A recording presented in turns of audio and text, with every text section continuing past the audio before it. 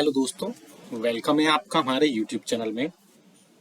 Pensioners कर्मचारियों और family pensioners के लिए बहुत बड़ी खुशखबरी लेकर आया हूँ। जी हाँ दोस्तों, पेंशनर्स और कर्मचारियों के लिए उनकी रैंक के हिसाब से, सर्विस के हिसाब से OROP 3 में रिवीजन हो चुका है। आपने अलग अलग टेबल्स भी देख ली होंगी। इसके अलावा पेंशनर्स के 78 लाख पेंशनर्स को बहुत ज़्यादा फायदा मिला है। जी हाँ, गवर्नमेंट एक नई स्कीम लेकर आई है जिसका फायदा आपको जनवरी 2025 से मिलेगा सीधा सीधा। बहुत ही इंपॉर्टेंट ये वीडियो है। बहुत सारी चीज़ों पर, आपके एरियाज पर भी बात करेंगे, साथ ही साथ और भी कई सारे अपडेट्स होंगे, उन पर भी हम इस वीडियो में बात करेंगे। इस वीडियो को पूरा लास्ट तक देखिएगा और अगर चैनल में पहली बार आए तो चैनल को फ्री में सब्सक्राइब जरूर कर लीजिएगा।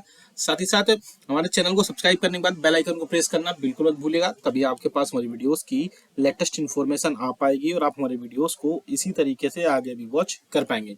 जैसा कि आप सभी को पता है कि पेंशनर्स के लिए अब बहुत ज्यादा इंपॉर्टेंट अपडेट्स आया जिसका फायदा सीधा सीधा आपको जनवरी 2025 से मिलेगा। पहले बता दूं, फिर बाद में आपको OROP के रिगार्डिंग जो भी चीजें हैं, आपको जो एरियर्स बढ़ा है उसके बारे में भी बात की जाएगी। यह दोस्तों आप सामने देख सकते हैं, 78 लाख लोगों को बड़ी राहत। देश में कहीं भी किसी भी बैंक से आप ले सकेंगे पेंशन। जी हाँ दोस्तों, 78 लाख पेंशनर्स को सरकार के इस फैसले से बहुत ज्यादा फायदा होने वाला है, क्योंकि बहुत सारे पेंशनर्स अब नौकरी के बाद अपने गृह नगर चले जाते थे, जिससे उनको पेंशन को दिक्कत होती थी। अब वो किसी भी बैंक की किसी भी ब्रांच में कहीं भी पेंशन ले सकेंगे। पेंशन धारकों के लिए एक बहुत ही राहत बड़ी खबर है। अब सरकार ने घोषणा कर दी है कि किसी भी बैंक से, किसी भी शाखा से आप पेंशन पा सकते हैं। और इसके अलावा और भी कई अपडेट है इसमें। पेंशन योजना के दायरे में आने वाले पेंशनभोगी जनवरी से किसी भी बैंक या उसकी शाखा से पेंशन ले सकेंगे। श्रम मंत्रालय में बयान में मिस्टर मंडाविया ने कहा कि कर्मचारी पेंशन योजना के लिए एक केंद्रीकृत पेंशन भुगतान प्रणाली के प्रस्ताव को मंजूरी दे दी गई, यानी कि एक CPPS होगा, यानी केंद्रीकृत सेंट्रलाइज्ड पेंशन जो पेमेंट प्लान सिस्टम होगा, जिसके तहत अब सारे जो है पेंशनर्स के पेंशन को वहां से भुगतान किया जाएगा। इसके अलावा इनके बयान के अनुसार केंद्रीकृत पेंशन भुगतान व्यवस्था से पूरे देश में किसी भी बैंक या किसी भी शाखा के माध्यम से पेंशन का वितरण हो सकेगा। इसके अलावा CPPS की मंजूरी के बाद आधुनिकीकरण में ये देश में एक बड़ा मील का पत्थर हो सकता है।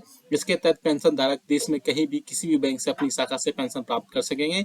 यह बहुत लंबे समय से चले आ रही पेंशन धारकों की समस्याओं का समाधान करती है। साथ ही साथ और भी कई सारी चीजें इसमें अपडेट की गई हैं, जिससे पेंशनर्स के बाद में अब उनको जो है उनके सत्यापन के लिए यानी वेरिफिकेशन के लिए अब आपको बैंक ब्रांच में नहीं जाना पड़ता, नहीं जाना पड़ेगा। आप देख सकते हैं सामने, पेंशन भोगी को पेंशन शुरू होने के समय सत्यापन के लिए यानी उनकी फिजिकल वेरिफिकेशन के लिए बैंक शाखा में जरूरत होती थी।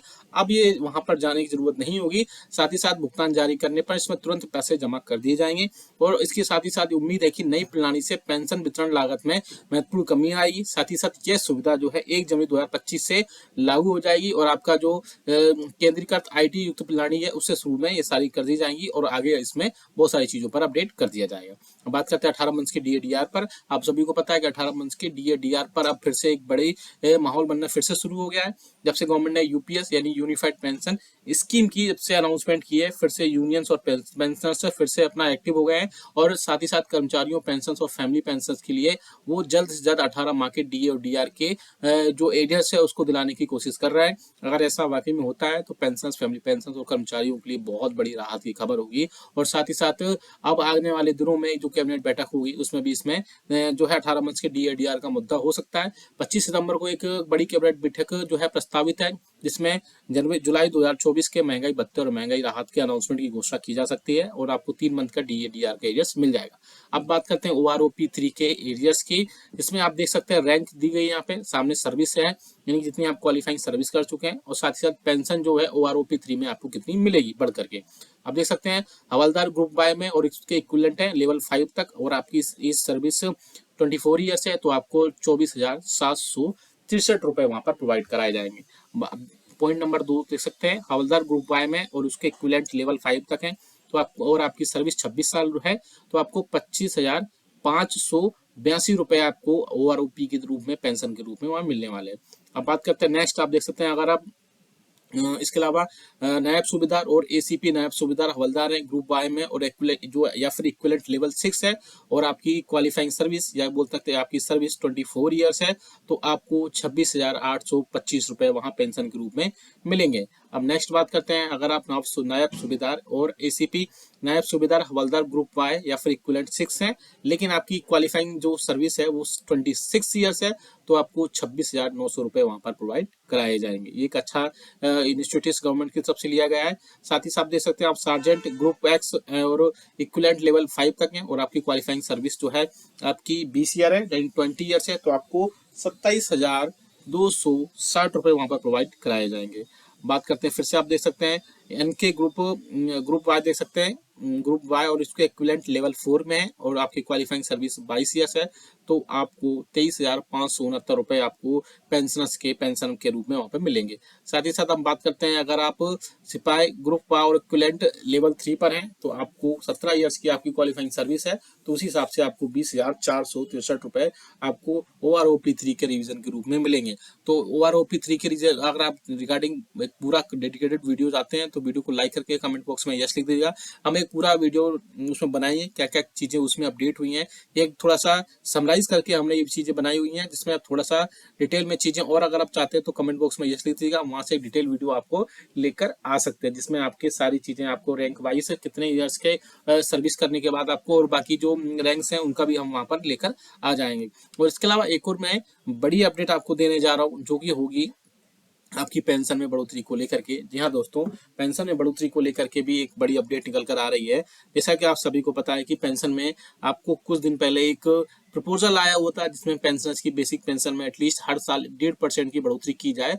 1.5% की वृद्धि भी कब से होनी चाहिए, इसमें उन्होंने क्लियर मेंशन किया था कि अगर कोई पेंशनर 70 ईयर्स से 79 ईयर्स के बीच में अगर रहता है, तो उसकी पेंशन में 1.5% की यानी 1.5% की बढ़ोतरी, एज वेल एज जो पेंशनर 60 ईयर्स से लेकर 79 ईयर्स के बीच में है, या हो सकते हैं 60 ईयर्स से लेकर के 69 ईयर्स के बीच में है, या 70 ईयर्स के बीच में, उनकी बेसिक पेंशन में 1% की बढ़ोतरी की जानी चाहिए। ऐसा उन्होंने कई सारे पेंशनर्स में कि जो पेंशनर्स की बेसिक पेंशन में बढ़ोतरी को लेकर के बात की गई थी।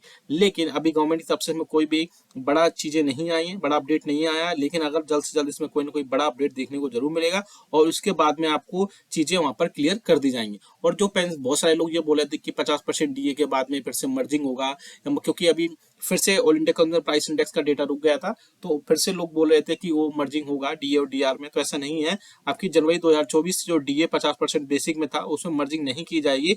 मर्जिंग जैसी कोई सिचुएशन नहीं है 7 CPC में, हालांकि 6 CPC में मर्जिंग जैसी सिचुएशन थी, और उसमें मर्ज करके भी DA DR को दिया गया था, लेकिन इस बार 7 CPC में ऐसा नहीं है, और मर्ज करके आपको DA DR नहीं मिलेगा। आपको जो इस बार 3% महंगाई भत्ता और महंगाई राहत की बढ़ोतरी हुई है, वो सितंबर में आपकी अनाउंसमेंट हो जाएगी एक कैबिनेट बैठक में, और जब होगी उसमें आपको यूजुअली जैसे होती रही है वैसे ही आपको अनाउंसमेंट देखने को मिल जाएगी, और उसके अनाउंसमेंट होने के बाद आपको 53% महंगाई भत्ता और महंगाई राहत प्रोवाइड करा दिया जाएगा, जिसमें आपको जुलाई, अगस्त और सितंबर 3 मंथ्स का आपको DA DR प्रोवाइड कराया जाएगा। आप कमेंट करके बताएगा कि आपके हिसाब से जो 18 मंथ्स के DA DR है, कितनी इंस्टॉलमेंट में आपको प्रोवाइड कराया जाना चाहिए, या फिर कितनी आपके जो बकाया राशि है उसको कब तक आपको आपके खाते में जमा होनी चाहिए। ये वीडियो अच्छा लगा तो लाइक